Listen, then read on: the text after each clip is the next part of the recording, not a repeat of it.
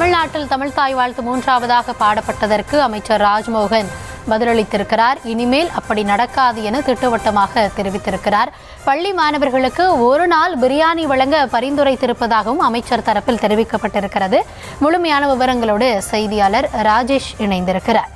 ராஜேஷ், அமைச்சர் தரப்பில் சொல்லப்பட்டது என்ன? முழுமையான விவரங்களை வழங்கல.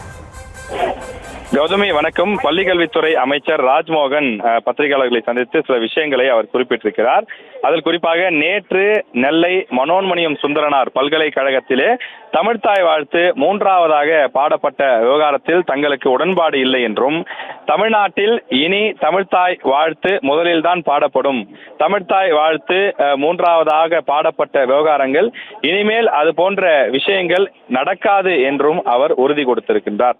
நேற்று எதிர்க்கட்சிகள் உட்பட பெரும்பாலான கட்சிகள் இந்த விவகாரத்திற்கு கடும் கண்டனத்தை பதிவு செய்திருந்தார்கள். மனோன்மணியம் சுந்தரனார் பெயரிலே இடம்பெற்றிருக்கக்கூடிய அந்த பல்கலைக்கழகத்தில் இதுவரை வரலாற்றில் இல்லாத வகையில் தமிழ்தாய் வாழ்த்தை மூன்றாவதாக பாடியிருப்பது, தேசிய பாடல் என்று வந்தே மாதரம் பாடலை முதலில் பாடியது ஏற்றுக்கொள்ளத்தக்கது அல்ல. நீங்கள் தேசிய பாடல், தேசிய கீதம் ஆகியவற்றை பாடலாம், ஆனால் முதலில் மாநில பாடல் தான், அதாவது மாநில பாடலான தமிழ்தாய் வாழ்த்து தான் பாடப்பட வேண்டும் என்று அந்த சுற்றறிக்கையில குறிப்பிடப்பட்டிருக்கிறது என்றெல்லாம் பல விஷயங்களை சுட்டிக்காட்டியிருந்தார்கள். எனவே தமிழக வெற்றி கழகத்தின் சார்பிலும் குறிப்பாக தமிழக அரசு சார்பிலும் இந்த பதிலை அமைச்சர் ராஜ்மோகன் அவர்கள் தெரிவித்திருக்கின்றார். அது மட்டும் இல்லாமல் பள்ளிக்கல்வித்துறை அமைச்சர் ஒரு புதிய அறிவிப்பையும் வெளியிட்டிருக்கிறார்.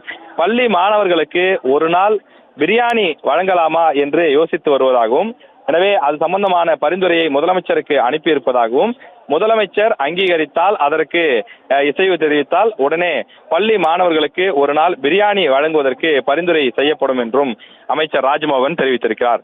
தற்போதைய சூழலில் தமிழ்நாட்டில் உள்ள பள்ளிகளில் 1 முதல் 5ஆம் வகுப்பு வரை அந்த காலை உணவு வழங்கப்படுகின்றது. விரைவில் 8ஆம் வகுப்பு வரை நீட்டிக்கப்படும் என்றும் தெரிவிக்கப்பட்டிருக்கின்றது. இந்த சூழ்நிலையில ஏற்கனவே சத்துணவு 10ஆம் வகுப்பு வரை வழங்கப்பட்டு வரக்கூடிய சூழ்நிலையில சாம்பார், வெள்ளை சாதம் இது போன்றவைதான் மதிய உணவாக வழங்கப்பட்டு வருகிறது. அதற்கு மாற்றாக பிரியாணி வழங்கும் போது மாணவர்களுக்கு அது ஒரு கூடுதல் உற்சாகத்தை கொடுக்கும். அது அனைத்து நாட்களுக்கும் பிரியாணி என்பது வழங்க முடியாது. எனவே முதலில் ஒரு பரிசாத்த முறையில ஒரு நாள் வழங்கி பார்க்கலாம். அதற்கு மாணவர்களுடைய ஒத்துழைப்பு எப்படி இருக்கிறது, செலவு திட்டங்கள் எல்லாம் எப்படி இருக்கின்றது, அதுல நடைமுறை சிக்கல்கள் என்ன இருக்கிறது ஆகியவற்றையெல்லாம் ஆய்வு செய்து உணவுகளை பல்வேறு வகைகளில் மாற்றுவதற்கும் திட்டம் இருப்பதாக அமைச்சர் தெரிவித்திருக்கிறார். விவரங்களுக்கு நன்றி ராஜேஷ்.